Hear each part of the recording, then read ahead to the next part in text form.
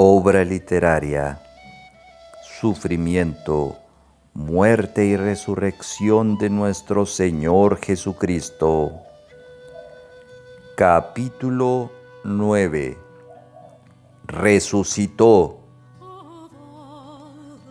Posterior a la muerte de nuestro Señor, José de Arimatea, varón justo, rico, fiel discípulo de Cristo, y quien a pesar de ser miembro del Sanedrín nunca consintió en su muerte, después de percatarse que Jesús ya había fallecido, se presentó secretamente ante Poncio Pilato y osadamente rogó que le permitiera sepultar su cuerpo. El romano, al comprobar que ya había muerto, concedió su petición.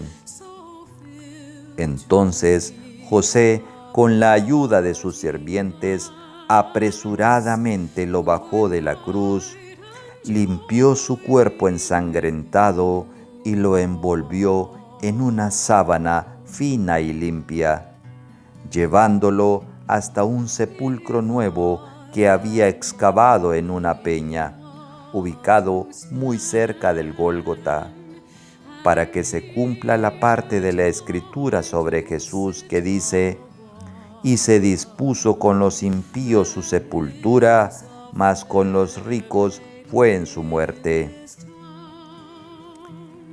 Al llegar a la exclusiva sepultura, José y sus sirvientes pusieron el cuerpo en un banco de piedra labrado dentro de la peña. Como José estaba convencido de la inminente resurrección de Cristo y de la venida del reino de Dios, no fue excesivamente ceremonioso en el entierro del cuerpo. Además, tenía cierta prisa porque faltaba poco tiempo para el comienzo del día 15 de Nisán, que conmemoraba la fiesta de los panes sin levadura y a la vez representaba un día de reposo especial para Israel. Por lo que después de depositarlo en la peña, hicieron rodar una gran roca que cubrió la entrada, después de lo cual se marcharon de aquel lugar. A todo esto, María Magdalena y María la madre de José y Salomé, que acompañaron todo el martirio de Jesús, habían seguido de lejos el traslado de su cuerpo hasta la peña de José de Arimatea, y se percataron del apresurado entierro que brindó a los restos de su Señor, por lo que acordaron realizar los arreglos apropiados para embalsamar posteriormente el cuerpo por ellas mismas. Acordaron comprar y preparar las especies aromáticas y demás ungüentos para rendir un honorable entierro al cuerpo, conforme a las costumbres judías. Sin embargo, como ya estaba por comenzar el día de reposo especial, se tuvieron que marchar a sus casas.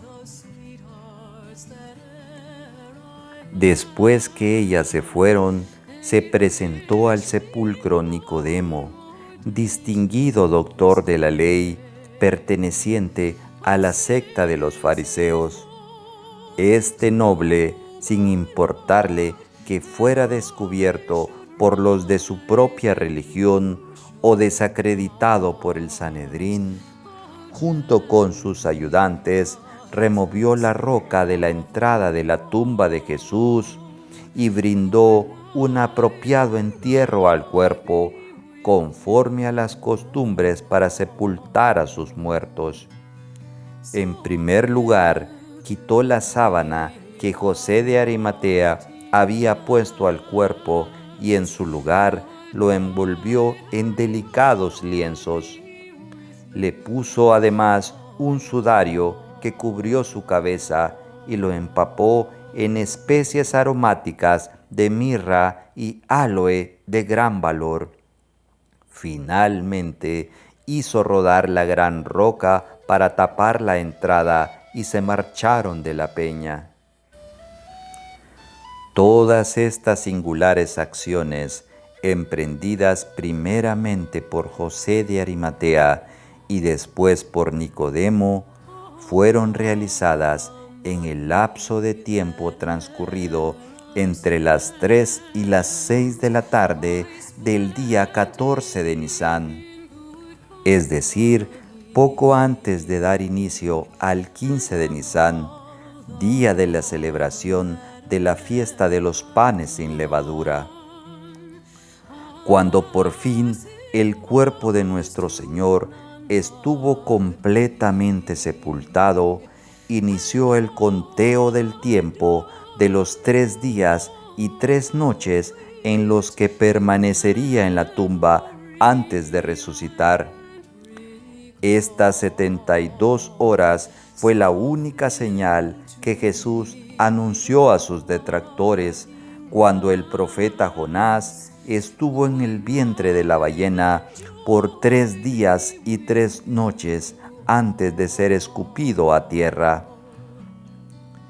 Parecía que aquella tarde las autoridades religiosas habían salido victoriosas con la muerte de Jesús, y todo hacía pensar que de ahora en adelante deberían estar tranquilos, pero no fue así, pues a pesar que su enemigo público número 1 había sido asesinado, se llenaron de temor al recordarse de las palabras que éste les había dado cuando les dijo que al tercer día resucitaría.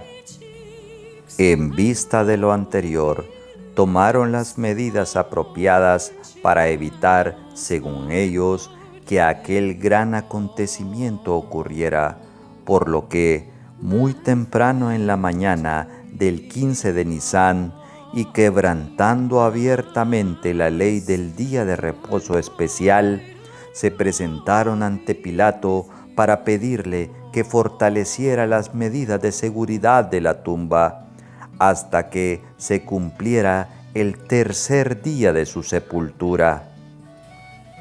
El argumento utilizado para convencer al romano fue que los discípulos del Señor se podrían presentar secretamente a la peña y durante este tiempo hurtar el cuerpo de su maestro para engañar al pueblo con la farsa de su resurrección.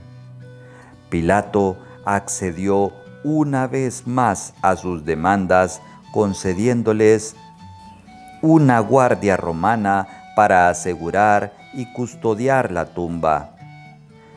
De esta manera fueron y pusieron sellos a la enorme piedra que cubría la entrada, y habiendo finalizado el trabajo, los soldados hicieron guardia durante los días 15, 16 y 17 de Nisán. Los perversos religiosos hicieron todo lo posible para asegurarse que Jesucristo no solo estuviera muerto, sino que también nadie pudiera retirar el cuerpo de la tumba. Pero el que rompió las cadenas de la muerte, ¿acaso no podrá romper los sellos de su sepultura? Pues cumpliéndose la señal del profeta Jonás, el cuerpo de nuestro Señor estuvo en el vientre de su tumba durante 3 días y 3 noches, y al tercer día resucitó. Nuestro amado Dios levantó a su Hijo de entre los muertos, revirtiendo en él una de las consecuencias más importantes del pecado de Adán, cuando Dios le dijo: polvo eres y al polvo volverás. La carne herida de nuestro Señor había constituido la ofrenda de paz señalada en la ley de Moisés. Por tanto, no podía conservarse más allá del tercer día en el sepulcro, sino más bien debía ser quemada como manda la misma ley. cumpliéndose en Cristo la impresionante profecía de Salmos que dice: porque no dejarás mi alma en el Seol, ni permitirás que tu santo vea corrupción. De esta manera, nuestro queridísimo Salvador, bajo su nueva y poderosa condición resucitada, descendió primeramente hasta las partes más profundas de la tierra para proclamar ante los espíritus encarcelados el anuncio de su salvación y su inapelable triunfo sobre la cruz. Vale la pena aclarar que estos demonios confinados fueron los responsables de intervenir en la descendencia de Eva con el propósito que el Mesías prometido no naciera. Basta con recordar en el libro del Génesis cuando Satanás se estremeció hasta lo sumo cuando Dios le profetizó: y pondré enemistad entre ti y la mujer, y entre tu simiente y la simiente suya. Esta te herirá en la cabeza, y tú le herirás en el calcañal. Razón por la cual, a partir de aquel momento, el enemigo puso a trabajar a un gran séquito de demonios a fin de interponerse en la simiente de la mujer para asegurar que dicha profecía no se cumpliera. Ahora que nuestro Señor resucitó y alcanzó la victoria sobre la muerte, se presentó ante estos demonios para demostrarles que su gran cometido diabólico había fracasado. Probablemente les mostró las cicatrices de su cuerpo y los agujeros en sus manos y en sus pies, para comprobar que esas lesiones no habían sido suficientes para arrebatarles la vida, demostrándoles que Dios puso fin a los dolores de su muerte, por cuanto era imposible que fuera retenido por ella. Todo esto formó parte de la profunda sabiduría de Dios, sabiduría oculta que reservó desde tiempos eternos, sabiduría que ninguno de estos perversos demonios conoció, porque si la hubieran conocido, nunca habrían crucificado al Señor de gloria. A estos infames espíritus caídos no les queda de otra que humillarse y postrarse ante la grandeza de nuestro Salvador, como en su momento también lo hicieron otros demonios en tierras de Israel, cumpliéndose las palabras del apóstol Pablo dichas a la iglesia de Filipos cuando expresó: para que en el nombre de Jesús se doble toda rodilla de los que están en los cielos y en la tierra y debajo de la tierra, y toda lengua confiese que Jesucristo es el Señor, para gloria de Dios el Padre. ¡Aleluya!